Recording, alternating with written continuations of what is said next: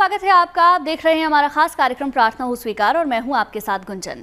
आज हम जानेंगे उस त्रिमूर्ति के बारे में जिसे ब्रह्मांड की अलौकिक शक्ति माना गया है, जिस त्रिशक्ति को त्रिदेव मानकर पूजा की जाती है। आप समझ ही गए होंगे, हम बात कर रहे हैं ब्रह्मा विष्णु महेश की।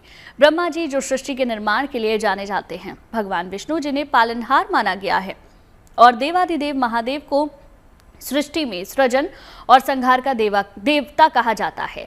आज हम अपनी खास पेशकश में त्रिदेवों की महिमा जानेंगे, साथ ही इन त्रिदेवों से जुड़ी खास जानकारी भी आप तक पहुंचाएंगे। जिनको पितामह कहा गया ब्रह्मा जी, इनकी उत्पत्ति के बारे में कहा जाता है जब प्रलय हो गया, केवल जल ही जल था।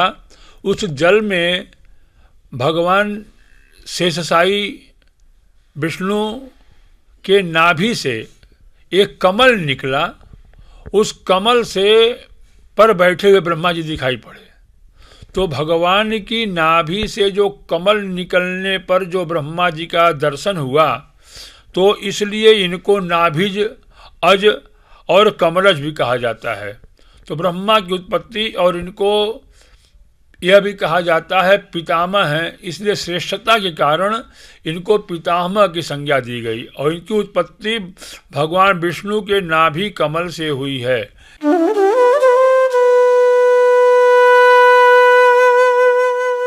माना जाता है कि ब्रह्मदेव के 4 मुख हैं। प्रत्येक मुख एक वेद का प्रतिनिधित्व करता है, जो ऋग्वेद, यजुर्वेद, सामवेद और अथर्ववेद हैं, जो सनातन संस्कृति के आधार हैं। उनके 4 मुख 4 दिशाओं को भी रेखांकित करते हैं, जो बताता है कि ब्रह्मा जी का ज्ञान और दृष्टि पूरे ब्रह्मांड में फैली हुई है। ये सभी दिशाओं में सृजन और व्यवस्था बनाए रखते हैं। उनके 4 मुख चारों युगों के भी साक्षी और नियंत्रक माने गए हैं, जो समय के चक्र को दर्शाते हैं। उनके 4 मुख सतयुग, त्रेता, द्वापर और कलयुग के रूप में भी माने गए हैं। उनके 4 मुख 4 पुरुषार्थ को भी बताते हैं। यह धर्म, अर्थ, काम और मोक्ष हैं, जो मनुष्य के जीवन के उद्देश्य हैं। ब्रह्मदेव पर लिखे शास्त्रों में कहा गया है कि ब्रह्मदेव का मुख चेतनाओं की अवस्थाएं हैं, जो जागृत, स्वप्न, सुषुप्ति, तुरीय का भी प्रतीक हैं। ब्रह्मा चतुर्मुख है। ब्रह्मा के मुख से चारों वेद का प्रादुर्भाव हुआ है, इसलिए यह तीनों जो देव हैं, त्रिदेव जिनको कहा जाता है, इनका दर्शन, इनका पूजन, इनके मंत्रों का जाप मानव जीवन के जो गहन अंधकार है उससे दूर करता है, और जीवन की जो परम ज्योति है उसे प्राप्त कराता है। कथाएं कहती हैं कि ब्रह्मदेव के 5 सिर थे, लेकिन भगवान शिव ने उनका 5वां शीश काट दिया। इससे जुड़ी एक पौराणिक कथा कहती है कि ब्रह्मदेव ने अपनी दिव्य शक्तियों के साथ इस सृष्टि का निर्माण किया और इस सृष्टि को वेदों और पुराणों से शुद्ध किया। कथा कहती है कि ब्रह्मदेव ने सृष्टि के निर्माण का विवरण अहंकार स्वरूप महादेव को दिया, और उन्होंने आसमान की तरफ निहारते हुए खुद को इस दुनिया का भाग्य विधाता बताया। कहते हैं कि तभी ब्रह्मा का 5वां सिर आकाश की तरफ देखता हुआ विकसित हो गया। कहा तो यह भी जाता है कि ब्रह्मदेव का ज्ञान 4 सिरों में नहीं समा रहा था, इसलिए उनके 5वें सिर का जन्म हुआ। कथा कहती है कि ब्रह्मदेव के इस बर्ताव से शिव को क्रोध आ गया और उनके 5वें सिर को काट दिया।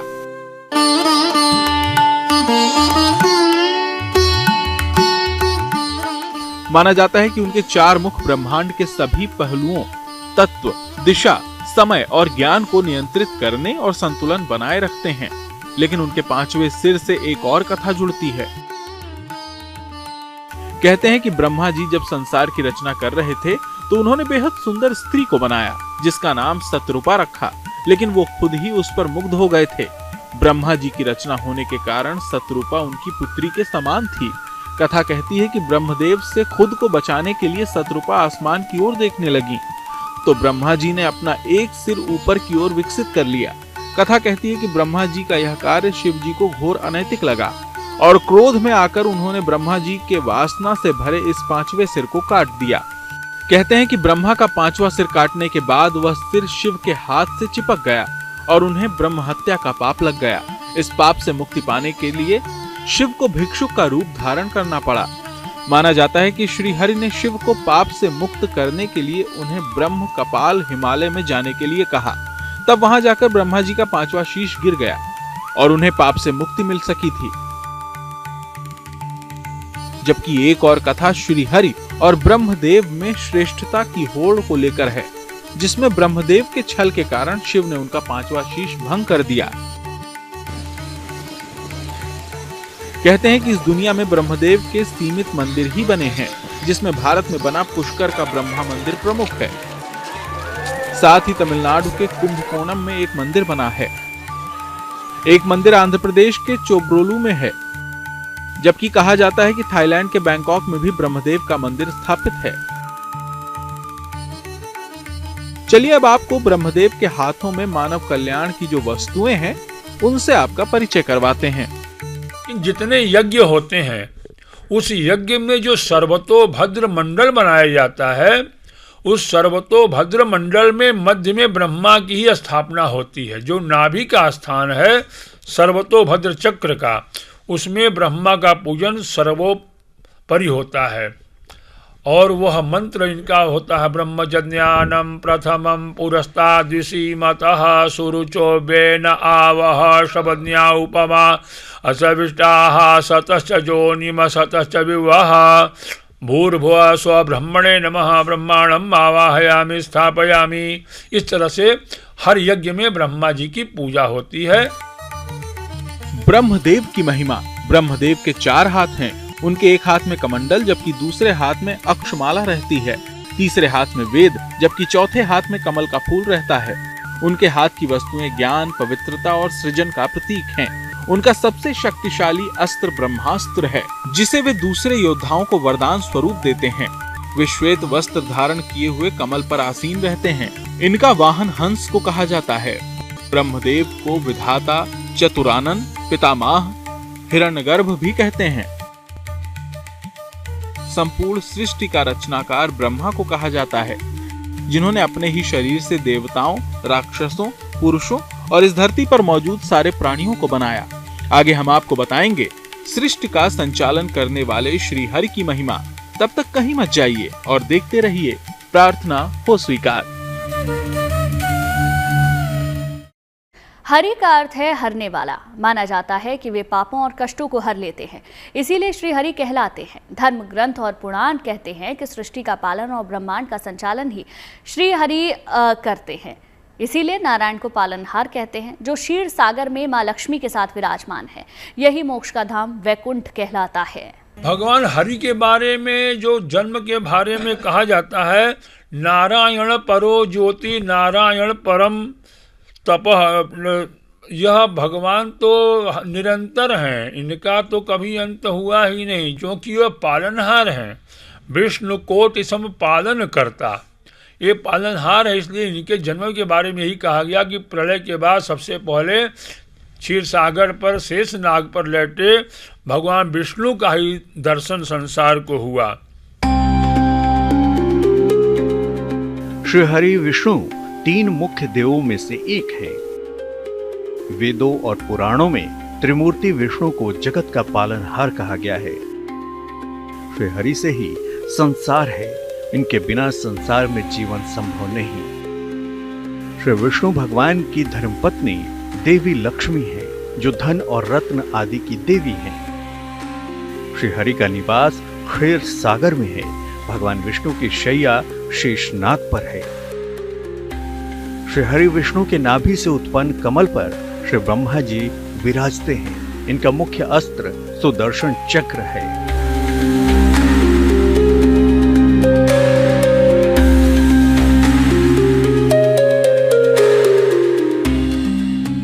श्री हरि का स्वरूप अत्यंत विशाल और अनेक रूपों वाला है। वे ब्रह्मांड के पालनहार हैं। माना जाता है कि नीले गहरे रंग का राजसी वस्त्र पहने हुए हैं। वे शंख, चक्र, गदा और कमल धारण करते हैं। छाती पर श्रीवत्स चिन्ह और कौस्तुभ मणि है। उनका स्वरूप शांत, करुणापूर्ण है। पर्वता नाम अधिपति, पर्वतों का अधिपति भी कहा गया, सबको इनका अधिपति कहा गया। तो इनकी पूजा करने के लिए इनको नित्य आप अपने घर में अगर पूजन करते हैं, विष्णु सहस्त्र नाम का पाठ करते हैं, श्रीमद् भगवत गीता का पाठ करते हैं, भागवत का पाठ करते हैं, नमो भगवते वासुदेवाय का जप करते हैं, जो द्वादशाक्षर मंत्र है, यह परम मंत्र है भगवान विष्णु के पूजन का। मत्स्य अवतार, कच्छप अवतार, वराह अवतार, नरसिंह अवतार, वामन अवतार, परशुराम अवतार, श्री राम अवतार, श्री कृष्ण अवतार, बुद्ध अवतार, कल्कि अवतार। और भगवान विष्णु के सहस्त्र नाम से तुलसी दल चढ़ाने से बहुत ज्यादा लाभ होता है। हर प्रकार के पाप और ताप को दूर करता है भगवान विष्णु को तुलसी दल चढ़ाने से। और भगवान शालिग्राम की प्रतिमा अगर घर में हो तो उसको गंगा जल में चंदन केसर इत्यादि मिला के भगवान को स्नान करावे, उस जल का पान करे, क्योंकि उस जल के बारे में कहा गया है अकाल मृत्युहरणम सर्वव्याधि विनाशनम विष्णुपादोदकम पीत्वा पुनर्जन्म न विद्यते। जो भगवान विष्णु का पादोदक पीता है, स्नान कराया हुआ जल, उसको पुनर्जन्म पुनः नहीं होता।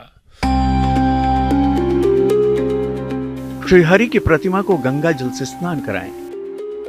केसर, चंदन, फूल, तुलसी की माला, पीतांबरी वस्त्र, कलावा, फल चढ़ाएं।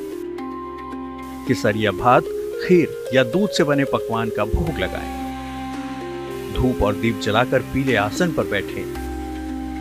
तुलसी की माला से विष्णु गायत्री मंत्र की 1, 3, 5 या 11 माला का जाप करें। विष्णु गायत्री मंत्र है ओम नारायणाय विद्महे वासुदेवाय धीमहि तन्नो विष्णु प्रचोदयात्। श्रीहरि से यश, प्रतिष्ठा और उन्नति की कामना करें। पूजा और मंत्र जप के बाद भगवान की धूप, दीप और कपूर से आरती करें। देव स्नान कराया जल यानी चरणामृत और प्रसाद ग्रहण करें। हर विपदा और हर परेशानी का अंत कर सकते हैं श्रीहरि के मंत्र, और भगवान विष्णु की कृपा पाने के लिए विष्णु गायत्री मंत्र परम फलदायी माना गया है। लेकिन अगर आप विष्णु गायत्री मंत्र नहीं जप सकते तो भी परेशान होने की जरूरत नहीं है, क्योंकि श्रीहरि को प्रसन्न करने का एक और भी मंत्र है, गौर से देखिए। स्नान के बाद पीला वस्त्र धारण करें। भगवान श्रीहरि की प्रतिमा को पंचामृत और गंगा जल से स्नान कराएं। भगवान को फल, फूल, केसर, चंदन और पीला फूल चढ़ाएं। पूजन के बाद श्रीहरि की आरती करें। ओम नमो नारायणाय या ओम नमो भगवती वासुदेवाय मंत्र का जाप करें। शिव को त्रिदेव की शक्ति माना जाता है। उन्हें विनाशक, परोपकारी, योगी और ब्रह्मांड के रचयिता के रूप में माना जाता है। माना जाता है कि वे ही संपूर्ण ब्रह्मांड हैं, जिसमें मन, शरीर और प्रकृति समाहित है। कहते हैं कि शिव का न आदि है और ना ही कोई अंत है। सृष्टि उन्हीं से शुरू होती है और उन्हीं में विलीन हो जाती है। के बारे में कहा गया आशुतोष तुम अवधर दानी आरती हरहु दीन जन जानी। यह जो त्रिमूर्तियां हैं, ब्रह्मा, विष्णु, महेश, इनका तीनों का अगर आप पूजन करते हैं, ओम विष्णवे नमः, ओम ब्रह्मणे नमः, ओम शिवाय नमः, इन तीनों के लिए मंत्र आप जाप करें। क्यों कि एक जन्मदाता है, एक पालनहार है, एक संहार करता है। तीनों के तीन स्वरूप हैं। इनके बारे में कहा गया इनकी पूजा करने से मनुष्य जो किसी भी प्रकार का उसके जीवन में अभाव हो, वह व्यक्ति अगर दही और शक्कर लेकर के महादेव को रगड़ करके स्नान कराता है, तो हथेलियों में जो ब्रह्मा का लिखा भाग्य है, उसमें जो कोई गलत चीजें लिखी हैं जो कि दुर्भाग्य को बना रही हैं, तो भाव ही मेट सकहीं त्रिपुरारी, भगवान शंकर भाग्य को ही बदल देते हैं। वे योगी और गृहस्थ दोनों हैं। वो हिमालय पर तपस्या करते हैं। पार्वती और गणेश के साथ रहते हैं। वे रुद्र और भोले दोनों रूपों में प्रकट होते हैं। अद्भुत हैं महादेव की धारण किए प्रतीक। उनकी जटाओं में बहती गंगा का वास है, जो पवित्रता और जीवनदायिनी शक्ति को दर्शाती है। महादेव गले में नाग वासुकी को लटकाए रहते हैं, जो मृत्यु से अभय का सूचक है। माथे पर तीसरी आंख की शक्ति सुशोभित है, जो ज्ञान और विनाश का प्रतीक है, जो अज्ञान को भस्म करती है। त्रिशूल डमरू उनके आभूषण हैं, जो सृष्टि में संहार, ज्ञान और संगीत का सूचक है। बाघंबर अज्ञान और अहंकार पर विजय का प्रतीक है। अर्धचंद्र शीतलता और समय का प्रतीक है। महादेव जी के बारे में बताया जाता है कि जब ब्रह्मा और विष्णु दोनों आ गए तो ऐसी कथाएं सुनने में आती कि दोनों में श्रेष्ठता को लेकर के विवाद होने लगा। उस विवाद के बीच में ही एक ज्योति प्रकट हुई। वह जो ज्योति प्रकट हुई, दिव्य ज्योति प्रकट हुई, वह संपूर्ण पृथ्वी से लेके अंतरिक्ष तक वह ज्योति थी और वह ज्योति लिंग रूप में विराजित हुई। यही देवादिदेव महादेव के प्राकट्य का महत्व है, जो तुलसीदास जी ने रामचरितमानस में लिखा है। नमामि समीशान निर्वाण रूपम विभुम व्यापकम ब्रह्म वेद स्वरूपम निजम निर्गुणम निर्विकल्पम निरीहम चिदाकाशमाकाशवासम भजेहम। यहाँ से लेकर के रुद्राष्टकमिदं प्रोक्तम विप्रेण हरतोषये ये पठन्ति नरा भक्त्या तेषां शंभु प्रसीदति। यहाँ तक का पाठ करें, आपको रुद्राभिषेक का फल मिलता है। ऐसे हमारे देवाधिदेव महादेव हैं। चलिए इसी के साथ ही प्रार्थना स्वीकार में आज के लिए बस इतना ही, लेकिन अच्छी खबरों के लिए आप देखते रहिए गुड न्यूज टुडे।